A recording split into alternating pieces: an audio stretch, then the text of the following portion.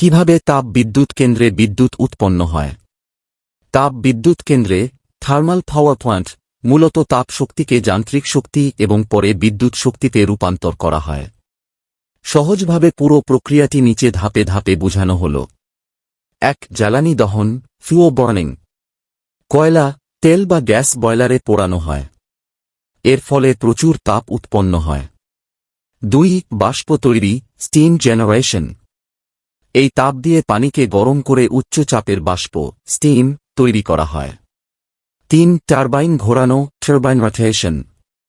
উচ্চচাপের বাষ্প স্টিম টারবাইনে প্রবেশ করে এবং টারবাইনকে ঘোরায়। ৪. জেনারেটর চালানো, ইলেকট্রিসিটি জেনারেশন।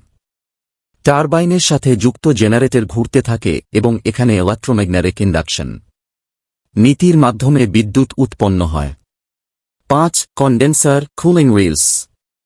টারবাইন থেকে বের হওয়া বাষ্পকে ঠান্ডা করে আবার পানিতে রূপান্তর করা হয়, কন্ডেন্সার। এই পানি আবার বয়লারে পাঠানো হয়, অর্থাৎ একটি চক্র,